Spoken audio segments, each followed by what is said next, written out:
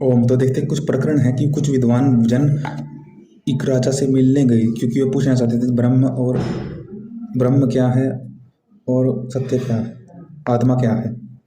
तो आत्मा ब्रह्म के विषय में पूछते हुए फिर राजा अश्वपति ने उनको बातें बतलाई कि तुम किस किस की उपासना करते हो। तो उनसे प्रकरण पूछते गए, वे बतलाते गए। फिर उन्होंने कहा कि सबसे उत्तम है कि तुम जिन जिन जिनको अलग अलग उपासते हो उनको एक में उपास करके उस परमात्मा की वैश्वानर अग्नि की प्रकरण चलाए। क्योंकि जो उस पूर्ण ब्रह्म की उपासना करता है, जैसे द्योलोक उसका सिर है इत्यादि बातें करी, आदित्य उसका चक्षु है। तो जो इसको पूर्ण पुरुष मान करके उपासना करता है वह जो भी उसको मिलता है उसमें उसी में आनंदित रहता है, खुशी रहता है, हर दुख से बच जाता है, हर अवस्था में सुख ग्रहण करता है। अब देखते हैं कैसे कैसी बातें विद्वानों ने पूछी। अश्वपति राजा ने पूछा पहले विद्वान से कि तुम किसकी उपासना करते हो। तो पहले विद्वान ने कहा कि मैं तो उस द्योलोक की उपासना करता हूँ। तो राजा ने कहा निश्चित जिस तुम द्योलोक की उपासना करते हो वह निश्चित तेजयुक्त वैश्वानर आत्मा है। जो द्योलोक को मानकर उस ईश्वर की उपासना करता है वह अन्नवान होता है और प्रिय, वह अन्न खाता है और प्रिय देखता है। देखो अन्न वह है जो हम खाते हैं, ये जिसको खाते हैं देखो कुछ रोटी है उसमें कुछ गुण भी होते हैं। वह हर एलिमेंट में जैसे खाद्य पदार्थ हैं, रोटी है, दाल है, तो सब में माइक्रोन्यूट्रिएंट तो वही है कि कार्बोहाइड्रेट, प्रोटीन, फैट जो भी है माइक्रो, तो जो खाते हैं जो अन्न में विद्यमान हैं, जिसको खाते हैं वो गुण, और जो खाते हैं वह रोटी जो उसका बाहरी स्वरूप है, तो जो खाते हैं वह अन्न हो गया, वह भी अन्न हो गया, उसके गुण भी हम खाते हैं तो रोटी से भी वो गुण मिलते हैं। सब अन्य भोग्य पदार्थों में भिन्न भिन्न गुण है। तो ऐसे ही कहा गया है, बतलाना चाह रहे हैं कि जो ऐसा होता है वह ना अधिक खाता है ना कम खाता है, अर्थात वह हर अवस्था में उसके कुल में ब्रह्म तेज होता है, वह शुद्ध प्रसुद्ध होता है। क्योंकि जो क्यों कहा गया है, क्योंकि वह मनुष्य उचित खाता है। अर्थात जैसे कहते हैं ना कि अपना पता होता है कि कितना अन्न खा सकते हैं, अन्न को देख करके, रोटी को देख करके कितना खाना है इतना उसको पता होता है, इसलिए वह समुयोजित निश्चित अवस्था में रहता हुआ निश्चित ब्रह्म तेज को पाता है। क्योंकि उसको ज्ञान है अन्न का, तो तेज उसके मस्त चेहरे पर झलकता है। तो ऐसा होता है जो द्योलोक की उपासना करते हैं। अब दूसरे विद्वान से पूछा राजा अश्वपति ने, तुम किसकी उपासना करते हो। तो दूसरे राजा ने कहा कि मैं उस आदित्य की उपासना करता हूँ। अन्न को देख हमें यह निश्चित करना पड़ता है कि हमें कितना, इस अन्न को कितना खाना है। तो ये द्योलोक से उपासना करता है, वह जानता है कि इस प्रकार के अन्न को कितना खाना है, इस रोटी को कितना खाना है, इस दाल को कितना खाना है। अब देखते हैं जो अश्वपति ने दूसरे विद्वान से, वो दूसरे कहा मैं आदित्य की उपासना करता हूँ। तो आदित्य से जो उपासना करता है वह ब्रह्म है, अर्थात वह कैसा होता है, वह देखता है रूप देख करके कितनी अच्छी है, ये कितनी गुण वाली है, कितनी गुणवान है, ये खाद्य पदार्थ कितना गुणवान है और कितना गुणवान है। तो राजा अश्वपति ने उत्तर दिया कि जिस तुम आदित्य की उपासना करते हो विश्वरूप की, उस विश्वरूप की उपासना से तुम्हारे कुल में ब्रह्म तेज होता है। कितना खाना है वह ब्रह्म वर्चस्व, और कैसा खाना है, कितने रूप का है, गुणवान खाना है तो ब्रह्म तेज तुम्हारे कुल में। जिस प्रकार जो श्रेष्ठ अन्न करता है, उत्तम अन्न करता है, वो श्रेष्ठ गुणवान होता है, उसका स्वास्थ्य ठीक होता है। जैसे कि कोई पकी रोटी ले अच्छी तरह से व्यवस्थित ढंग से जो अन्न ग्रहण करता है वह उचित रूप से अन्न ग्रहण करता है, अन्न को बनाता है, उचित गुण के अनुकूल अन्न को बनाते हुए ग्रहण करता है, तो वह ब्रह्म तेज युक्त होता है। खाना है इस बात का उसको ज्ञात है। तो ऐसा व्यक्ति चक्षु मात्र होता है, ऐसा जानने वाला चक्षु विजयी होता है। वह श्रेष्ठ ही देखता है, श्रेष्ठ देखेगा तो उसके घर यहाँ श्रेष्ठ दासी होंगे, श्रेष्ठ सेवक होंगे, श्रेष्ठ खच्चर होंगे, श्रेष्ठ प्रवृत्त विद्यमान है उसके यहाँ पर। उसको कभी धोखा नहीं देंगे क्योंकि वह श्रेष्ठ ही ग्रहण दे रहा होगा, आदान प्रदान कर रहा होगा। तो अगर जो अन्न को भी अन्न के श्रेष्ठ रूप को देकर उसको यथा उचित बना करके ग्रहण करता है वह ब्रह्म तेज से युक्त होता है। वह अनेक प्रकार के उपकरणों साधनों से युक्त होता है।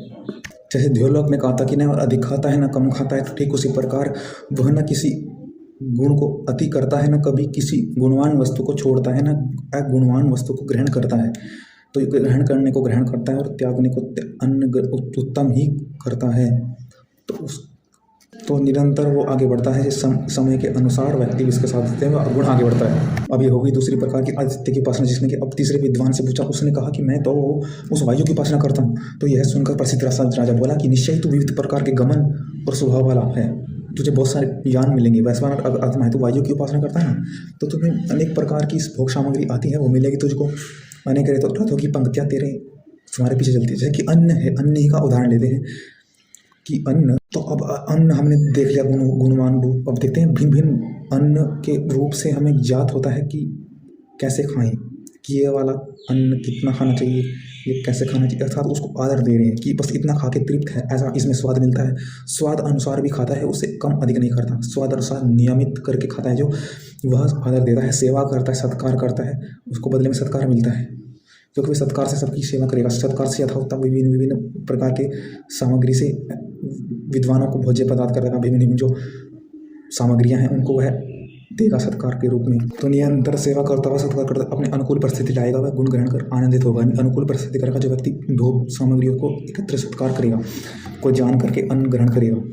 विभिन्न विभिन्न सामग्रियों के अन्न भोज्य पदार्थ के आनंद को, वास्तविक स्वरूप को ग्रहण करने की मनसा को जानता होगा। मनसा किस कारण से कर रहे हैं, उससे वह आनंद को भोगता है और निश्चित ही अपने लिए उत्तम परिस्थिति का भोग सामग्री भोग आनंद पता होगा अपना। तो ऐसे वायु का आत्मा का प्राण रूप है, इसकी उपासना करता है जो, वह भी ब्रह्म वर्चस्व होता है। कुछ पता है कि कितना। इस प्रकार प्रसिद्ध राजा ने कहा कि तुम्हारा प्राण वश में होगा, वो अपने प्राण के अनुसार हर समय विजयी होगा। जो इस प्रकार वायु की वैश्वानर आत्मा की उपासना करता है, वायु को मान करके वह अपनी शक्ति सामर्थ्य को जानेगा और अपने लिए उत्साह में रहेगा कि इस परिस्थिति में, परंतु उस परिस्थिति में मेरे लिए परिस्थिति अनुकूल, तो बात वही चल रही है। अब उस राजा विद्वान ने उनसे पूछा कि तुम किसकी उपासना करते? तो जन ने कहा आकाश की उपासना करता हूँ। तो राजा अश्वपति ने बोला कि प्रसिद्ध है कि बोला कि निश्चय वह आकाश बहुत बड़ा वैश्वानर आत्मा है, तुम उपासना करते हो, इसलिए तुम प्रजा संतान से युक्त होंगे। अर्थात हम क्यों अन्न ग्रहण करते, वास्तविक अंत यह है कि हम भविष्य में कुछ कर पाएँ, भविष्य में संतान के मैं जो करता हूँ वह संतान को दे दूँ, क्योंकि मैं जो करना चाहता हूँ ये करूँगा कुछ और वह अन्य के लिए कुछ कर पाऊँ, इसलिए मैं अन्न ग्रहण करता हूँ। अन्न को इसलिए मैं निरंतर ग्रहण करता जा रहा हूँ, इसलिए उस अन्न को मुझे आवश्यकता है, न होते हुए भी आवश्यकता मुझको अधिक करनी पड़ती है कि सुख की इच्छा है, परंतु फिर भी अन्न को ग्रहण करें, क्योंकि अन्न में भी सुख है। सुख इस कारण से है क्योंकि हम उससे दूसरे को जुड़ सकते हैं, दूसरों को हम अपनी अच्छाई दे सकते हैं, फिर कब समय आने पर उनसे अच्छाई ग्रहण कर सकते हैं, उनके लिए कर सकते हैं। उनके करने से हमारे में अच्छाई उत्पन्न होगी। तो हम अन्न में भी अच्छाई देख रहे हैं, अन्न को भी इसलिए ग्रहण कर रहे हैं, अपने शरीर को इसलिए अन्न ग्रहण कर रहे हैं, अन्न दे रहे हैं। तो ऐसा जो उपासना करता है निश्चित वह ब्रह्म वर्चस्व होता है, क्योंकि इसे पता है कि कितनी अच्छाई किसको देनी है, कितने किसके लिए करना है, संतान प्रजा के लिए कितनी उत्पन्न करनी है, कितना मुझे किसी के लिए करना है, क्योंकि वह ब्रह्म वर्चस्व से युक्त हो जाता है। फिर वह जो इस प्रकार इस आकाश रूपी उपासना वैश्वानर अग्नि की उपासना करता है, वह प्रजा संतान से युक्त तो होता ही है, धन से युक्त तो होता ही है। वह समाज में एक अपना ऐसा रूप प्रस्तुत करता है जो उसका चरित्र बताता है, जो उसकी दानशीलता बताता है, जो उसकी धर्मशीलता बताता है, जो उसका ये धर्म प्राण बताता है कि वह कैसा व्यक्तित्व का व्यक्ति है। वह समाज में अपना एक उत्तम स्थान ग्रहण कर स्थित कर पाता है, जिससे उसे दुख न हो सुख हो, वह स्थान पे एक रुतबा अपना कर पाता है। तो जो आकाश स्थान करता है वह भी समाज में अपना एक ऐसा स्थान कर पाता है जो उस आकाश की उपासना करता है, कि जो ऐसे स्थान में रह करके वो कभी भी नीचे न गिरे, अपना उन्नति ही कर, वो हर परिस्थिति में डट करके विजयी हो, डट के खड़ा रहे, को दूर कर दे बुराई को। ऐसा स्थान वो है समाज में उत्पन्न करता है, स्थान कर पाता है अपना समाज में, ऐसा जो आकाश की उपासना करता है। अब राजा ने अन्य विद्वान से पूछा कि तुम किसकी उपासना करते हो? तो अन्य विद्वान ने कहा कि मैं जल की उपासना करता हूँ। तो जल की उपासना का उत्तर दिया राजा ने कि जल ही उपासना प्रसिद्ध है, कि इस वैश्वानर जल की उपासना, उसके पास धन होता है, वो धन से और पुष्ट होता है।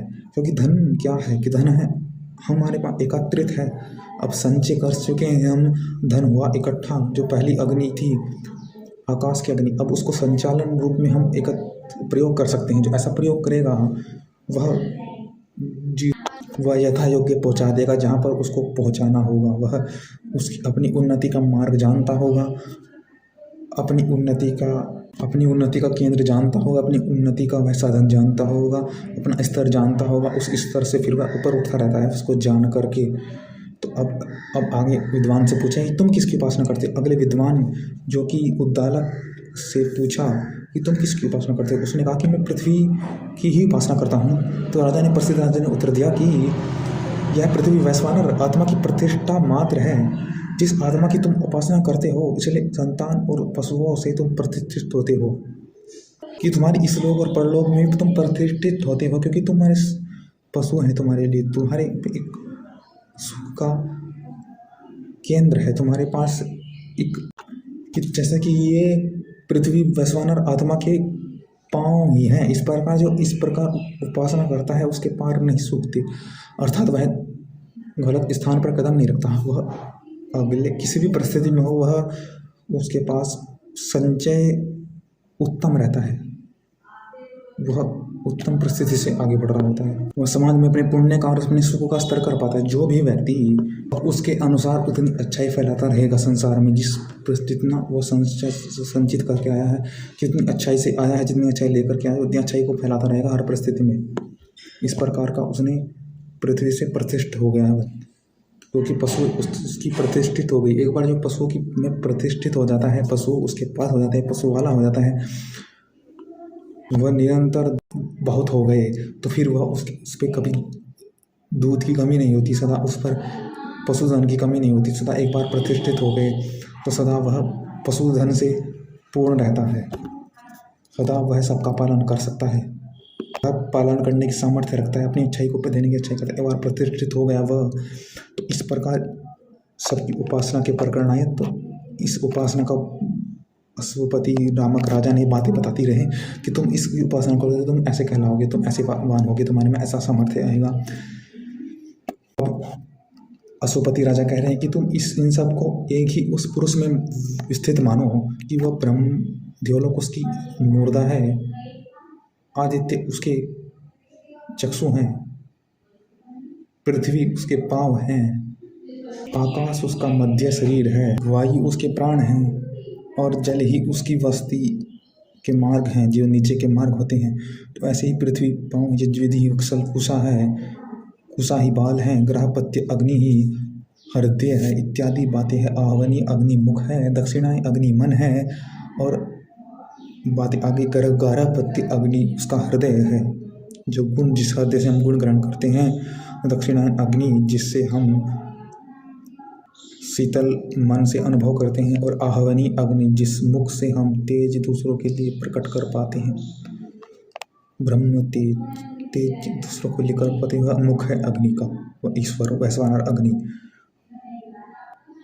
जो इसका प्रकार उस पूर्ण व्यापक वैश्वानर अग्नि की उपासना करता है, वह सदा आनंद रहता है हर परिस्थिति में। जैसा भी उसे मिले, कम अधिक जो भी मिले, जैसा भी अधिक मिल जाए, चाहे उसे वायु अधिक मिल जाए तो वायु में अधिक आनंद करेगा, जैसा भी अन्न मिलेगा। जो भी बातें की हमने की, आदित्य उसके चक्षु हैं, तो जो इन सबको वैश्वानर पुरुष के अंग मानकर उपासना करता है, तो जो भी हर अंग से वह आनंद ग्रहण करेगा। हर जो भी हमने अवस्थाएं वर्णन की बताई कि उसकी ऐसा लाभ होगा, परंतु जो लाभ कम भी हो तो वो अन्य दूसरी अवस्था से लाभ ग्रहण करके आनंदित होगा।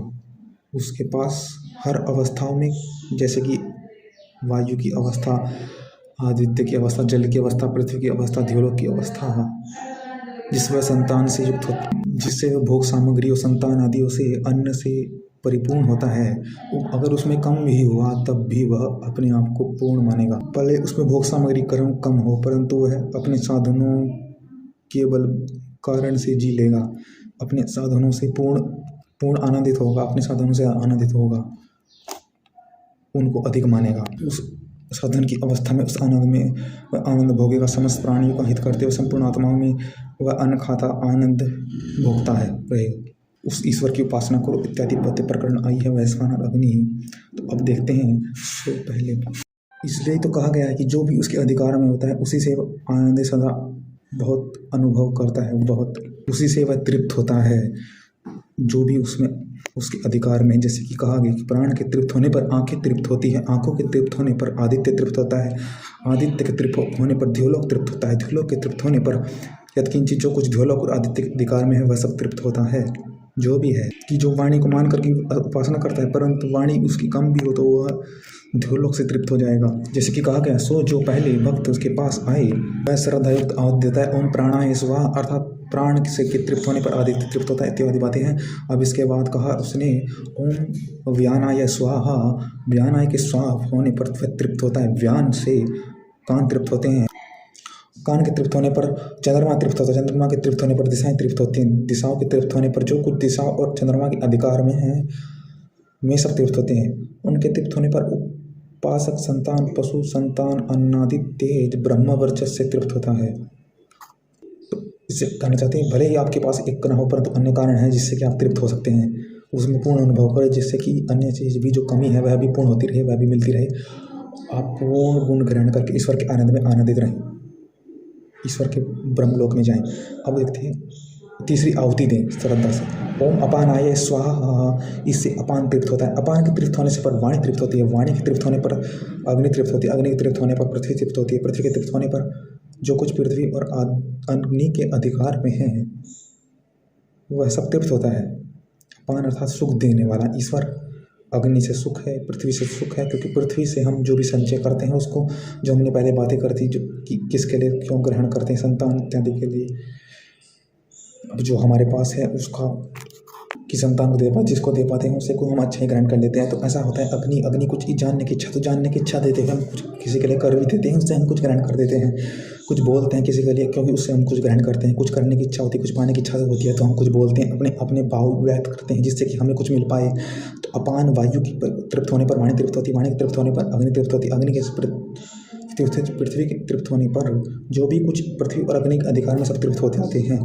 इससे वह संतान, अन्नादि तेज और ब्रह्म वर्चस्व से तृप्त होता है।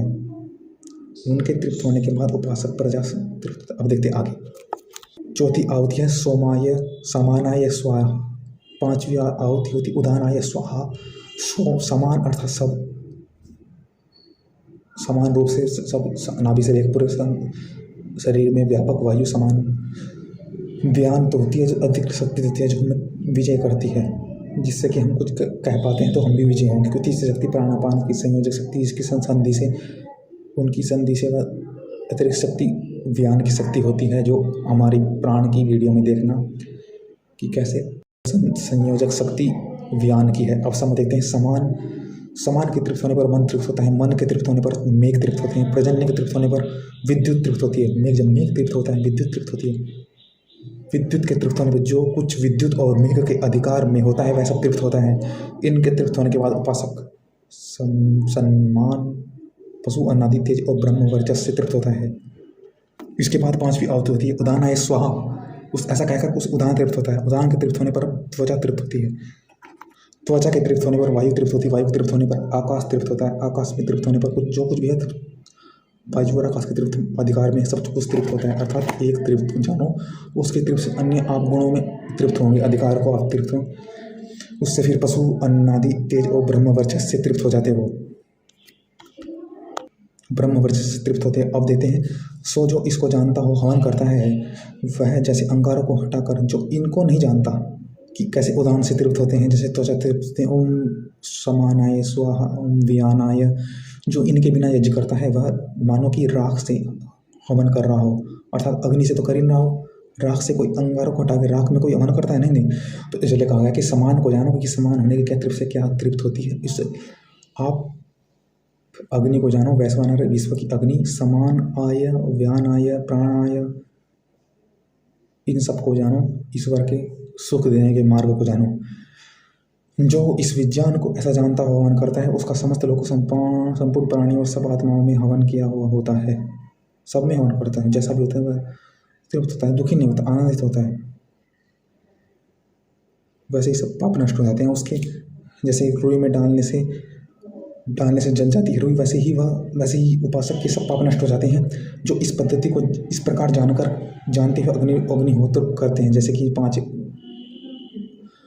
वायु है, समान प्राण, इनको जान करके जो आह्वान करता है।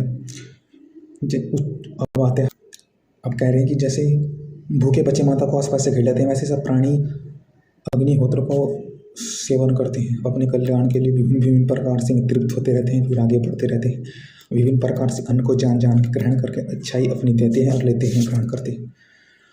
अब देखते हैं कि जैसे कि जो कोई अपना कुछ उच्छिष्ट जो उठाने शेष बचा हुआ जो कोई भी कुछ देता है, वह आत्मा उस वैश्वानर अग्नि में ही होम होता है। जो किसी को देता है आत्मा में, वह उसका सफल होता है, वह कुछ ग्रहण करता है, बन रहता है, उसकी शिक्षा ही देता है, वो उसकी शिक्षा के भाव ही प्रकट होते हैं, शिक्षा की धारा बहता चलाता रहेगा धारा, ऐसा व्यक्ति, और शिक्षा देता रहेगा सबके लिए। तो ऐसा, क्योंकि वह वैश्वानर आत्मा में आहुति दे रहा है, ऐसा व्यक्ति सबको शिक्षा देता है। जैसे कि सन्यासी ही सबको शिक्षा देता है, कोई ऐसा व्यक्ति हो, उसकी शिक्षा की धारा ही प्रभावित, वो सबके हित के विषय में विचार करता रहेगा, निरंतर धारा प्रभावित करता रहेगा, वह विजयी होगा, संतान ब्रह्म वर्चस्व तेज से युक्त होगा। तो ऐसी ऐसी बातें कही गई हैं। जो संसार अर्थात समस्त देशों के द्वार, समस्त देशों में जो उत्तम ब्रह्म जाना जाया जा सके, उसको प्रादेश मात्र कहते हैं। अभिविमान, अभिवी निषेधार्थक है, जो नापतोल, विश्व नापतोल रहित है। जैसे कि हम जितना ग्रहण करते उतना ब्रह्म तेज हम में आता रहता है, वह तेज हमारे में कम नहीं होता। ब्रह्म तेज वो नियंत्रित खाता है, नियमित खाता है ना, अधिक नहीं। तो अभिविमान है, ये स्वरूप है ईश्वर का, क्योंकि वह अवधि रहित है, जहाँ भी जाए वह वही ही गुण है ईश्वर के, ऐसा ही रहेगा, अनंत तक व्यापक है ईश्वर। ओम। आप भी इसको पढ़े। हे वैश्वानर, अग्नि, दूसरी अग्नियाँ तेरी शाखा हैं, सारे देवता तुझ में सुख पाते हैं, तू मनुष्य की नाभि है, केंद्र है, दृढ़ खंभे की तरह तू लोगों को सहारे हो। 5वां प्रहटक समाप्त।